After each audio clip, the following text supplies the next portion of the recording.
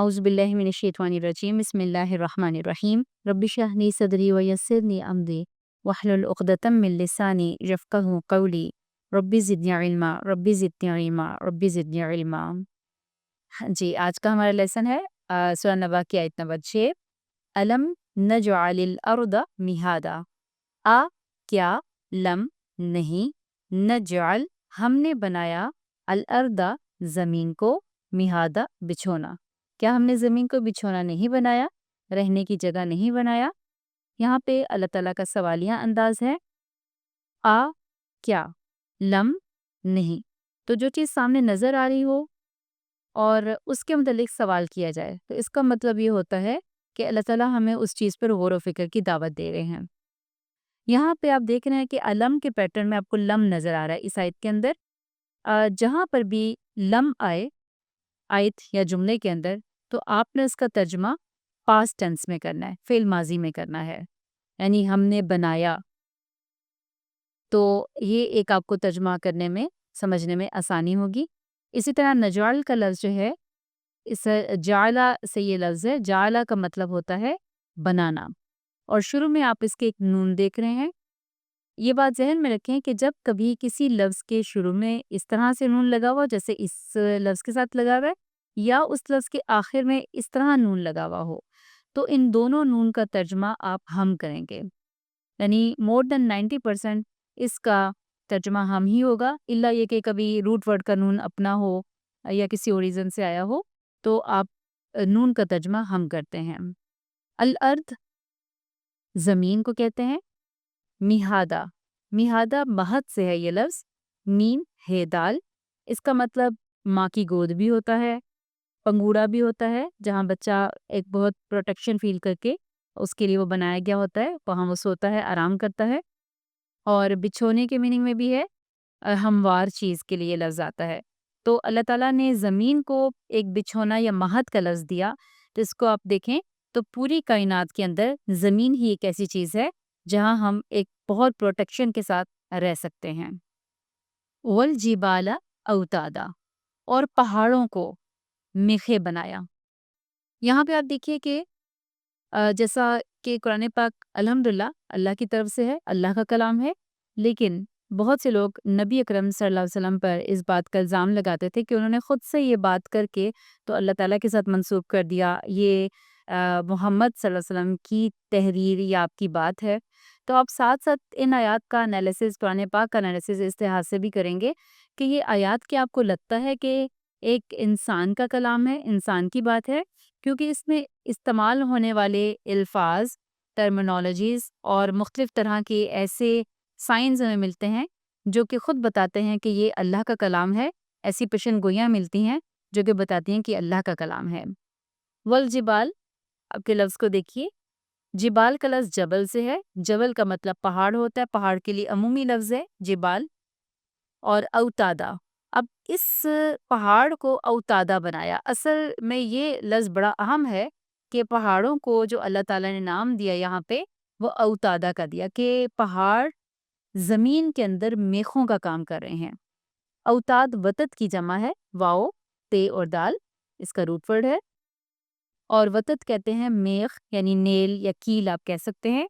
और कील कैसा होता है, जो जब आप किसी चीज़ पर कील गाड़ते हैं तो जितना कील बाहर है उससे बाजू का ज़्यादा कील उसके अंदर खुबा हुआ होता है। और नबी अकरम सल्लल्लाहु अलैहि वसल्लम जो हैं वो ये बता रहे हैं कि ये पहाड़ कील की तरह, तो ज़ाहिर बात है कि ये आपका नॉलेज नहीं है बल्कि अल्लाह का नॉलेज है। ये अल्लाह ताला बता रहे हैं कि ज़मीन के ऊपर पहाड़ों का फ़ंक्शन क्या है, कि उन्होंने कैसे मज़बूत जकड़ा हुआ है ज़मीन को, और जितना ऊपर नज़र आते हैं उससे ज़्यादा ये नीचे इनकी ग्रिप है। और सुबहान अल्लाह कि इस तरीके से ये ज़मीन थमी हुई है और कायनात में किसी तरफ लुढ़क नहीं जाती। कुरान पाक में एक जगह पे अल्लाह ताला कहते हैं कि ये इसलिए पहाड़ों को अल्लाह ने बनाया कि तुम किधर, ज़मीन तुम्हें लेके किसी तरफ लुढ़क ना जाए। तो ये स्पेशली हमें ये बताया भी गया इसका फंक्शन। फिर फरमाया कि वह खलकनाकुम अज़वाजा, और हमने तुम्हें पैदा किया जोड़े-जोड़े की शक्ल में। यानी अल्लाह ने जो सबकी तख्लीक की है, उनको जोड़ों की शक्ल में बनाया है। اس کا مطلب صرف انسان نہیں ہے، بلکہ انسان، حیوان، جنات، جو پرندے وغیرہ ہیں، اور جو باقی مخلوقات ہیں، پودے ہیں، یعنی جتنی بھی لیونگ تھنگز ہیں، ان سب کے لیے اللہ تعالیٰ نے یہ بتایا کہ ان کو جوڑے جوڑے کی شکل میں پیدا کیا ہے۔ اور یہ بھی آپ سوچئے کہ اتنا پہلے ہمیں یہ بات بتا دی گئی، اور آج ہم ڈسکور کیا کرتے ہیں کہ ایون ایک سیل ہے، وہ بھی ایک جوڑا ہے، جو ایک الیکٹران، پروٹون اور نیوٹران، ان سب کے بھی، یہ بھی سب چیزیں جوڑے جوڑے کی شکل میں ہیں۔ تو سائنس کتنی چیزوں کو ڈسکور کر رہی ہے، کرتی رہتی ہے، تو اس میں بھی آپ دیکھیں کہ ازواج کا میننگ آ جاتا ہے۔ اچھا، اس میں ایک چیز اور جو سمجھنے کی ہے کہ ازواج کا جو لفظ ہے، اس کو آپ دیکھیں تو یہ زوج کی جمع ہے۔ زوج جوڑے کے لیے استعمال ہوتا ہے، اور زوج یعنی کپل کے میننگ میں بھی آتا ہے اور پیئر کے میننگ میں بھی آتا ہے۔ اور جیسے کہ آپ سمجھنے کہ دو ایک جیسی جو چیزیں ہیں، اس کو بھی زوج کہہ دیا جاتا ہے عربی زبان کے اندر۔ لائک آپ اگر دو جوتے پہنے ہوئے ہیں تو ایک جوتا دوسرے کا پیئر ہے، ایک ساکس کا جوڑا دوسرے ساکس کے جوڑے کا پیئر ہے، تو پیئر کے میننگ میں بھی آتا ہے۔ اور اس سے مطلب کیا ہوتا ہے کہ سملر تھنگس جو کہ بالکل ایک جیسی ہیں، ان کو زوج کہا جاتا ہے۔ جیسے کہ قرآن پاک میں ہے کہ تم جو ہے جنت میں ہی جو جانے والے گروہ ہیں، ان کو بھی کہا گیا کہ ہم و ازواجہم، وہ اور ان کے جوڑے، وہ بھی وہ جنت میں ہوں گے، اور جہنم والوں کو بھی کہا گیا کہ ہم و ازواجہم۔ اور اس سے مراد پھر جو اسکالرز ہیں وہ دونوں میں نہیں لیتے ہیں کہ وہ ان کی اچھی بیویاں جنت میں، وہ اور ان جیسے اچھے لوگ جنت میں، ان جیسے ہی ہم خیال اور ہم اعمال آپ کہہ سکتے ہیں، اور جہنم میں بھی جیسے وہ اور ان کی بیویاں، اور جہنم میں وہ اور ان جیسے لوگ، ان جیسے اعمال کرنے والے لوگ۔ تو اس طرح سے یہ دونوں طرح کے میننگ ازواج کا لفظ دیتا ہے۔ پھر یہ بات بھی ذہن میں رکھنی چاہیے کہ زوج کا لفظ جو ہے یہ نر اور مادہ دونوں کے لیے بولا جاتا ہے۔ نر جو ہے وہ مادہ کا زوج ہے، مادہ نر کا، یعنی میل اور فیمیل دونوں کے لیے یہ لفظ آتا ہے۔ اگلی آیت میں فرمایا کہ وَجَعَلْنَا نَوْمَكُمْ سُبَاتًا، اور ہم نے بنایا تمہاری نیند کو آرام کا ذریعہ۔ یہاں پر آپ دیکھیں کہ جعلنا کے اندر جو آپ کو بھی میں نے بات بتائی تھی کہ نون آخر میں لگا ہو تو بھی ہم ترجمہ ہم کرتے ہیں۔ جعلا وہی لفظ جو پیچھے ہم نے پڑھا، اور اب آخر میں نہ لگا ہوا ہے کہ بنایا ہم نے۔ اب کبھی شروع میں نون کیوں آ جاتا ہے، کبھی آخر میں کیوں آتا ہے، انشاءاللہ یہ آپ ساتھ ساتھ سیکھیں گے، لیکن ترجمہ آپ کو پتا ہونا چاہیے۔ نومکم، نوما، نوم جو ہے نیند کو کہتے ہیں، خصوصاً گہری نیند کے لیے یہ لفظ استعمال ہوتا ہے۔ اور نوم کا جو لفظی مطلب ہوتا ہے وہ ہے کہ بغیر موت کے روح قبض کرنا۔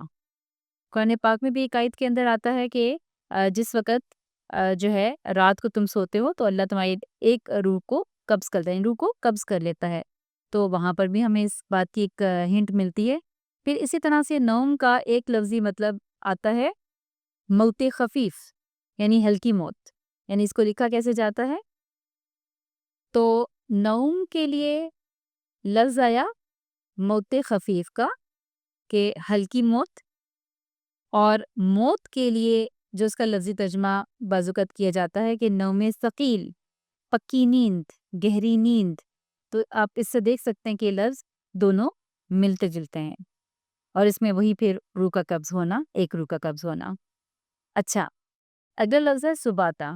سباتا آرام کا ذریعہ، جیسے کہ آپ اس کا ترجمہ دیکھ رہے ہیں۔ سین بے تال بے تا جو ہے اس کا روٹ ورڈ ہے، اور سبتا کا اصل مطلب ہوتا ہے قطع، یعنی کسی چیز کو منقطع کرنا، قطع کر دینا، الگ کر دینا یا ختم کر دینا۔ تو جب آپ کام کاج کو، حرکت کو، کسی طرح کی حرکت کو ختم کرتے ہیں اور اس کی جگہ راحت اور آرام لیتے ہیں تو اس کے لیے سباتا کا لفظ آتا ہے۔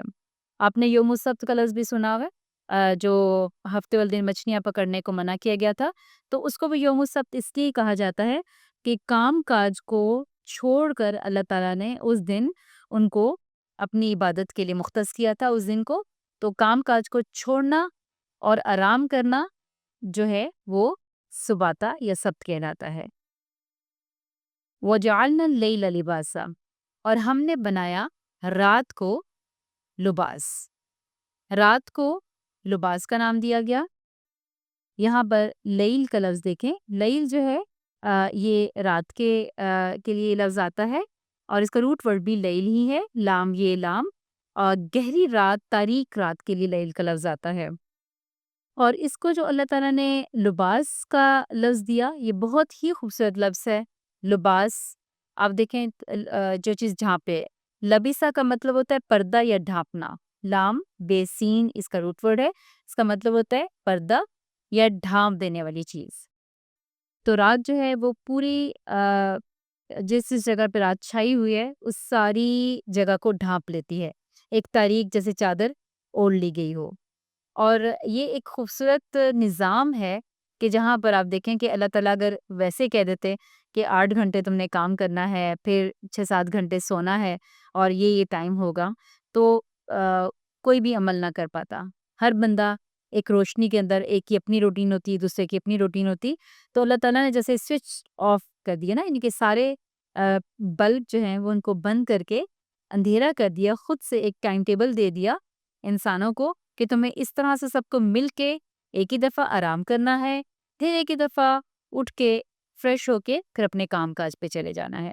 تو یہاں پر رات کو لباس، اور پھر اگلی آیت میں کیا بتایا کہ دن کو جو ہے وہ اللہ تعالیٰ نے معاشا بنایا ہے، وَجَعَلْنَا النَّهَارَ مَعَاشًا، اور ہم نے بنایا نہار، دن کو معاش کا وقت۔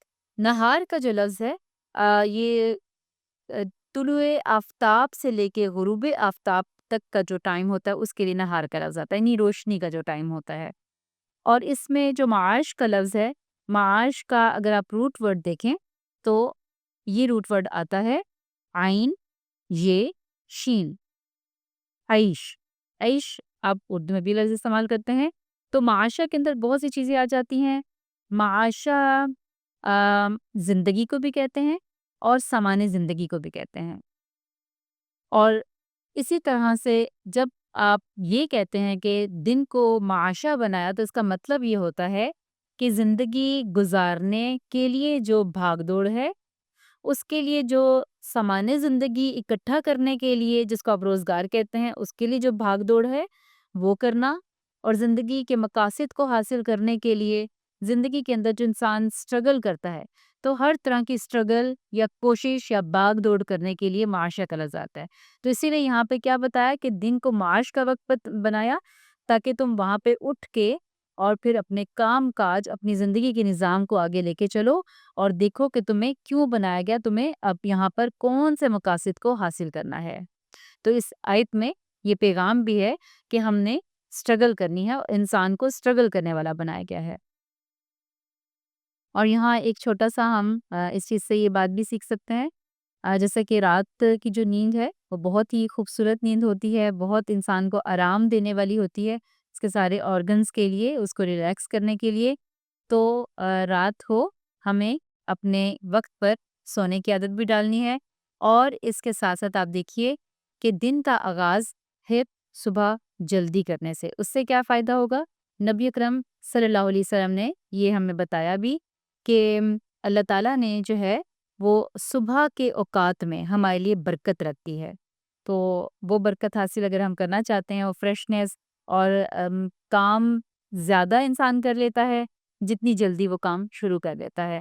تو آج کی سائنس بھی جیسے کہتی ہے کہ جو شروع کے 3 گھنٹے ہوتے ہیں رات کے، ان میں جو انسان سو جاتا ہے، آرام کرتا ہے، تو اس کا موسٹلی، یعنی آپ سمجھیں کہ آپ اپنی باڈی کو زبردست قسم کا ریلیکس کر چکے ہیں، اور اس کے بعد کی جو نیند ہے وہ اتنی افیکٹڈ نہیں ہوتی جتنی کہ پہلے والی ہوتی ہے۔ اسی لیے اسلام کا بھی اگر آپ نظام دیکھیں تو شروع کی نیند کو زیادہ وہ کہا گیا، اور جو بعد کی نیند ہے وہ اس میں آپ چاہے تو کریں، چاہے آپ اٹھ کے تہجد پڑھیں یا جلدی اپنے دن کا آغاز کر لیں، وہ یہ انسان پہ ڈیپینڈ کرتا ہے۔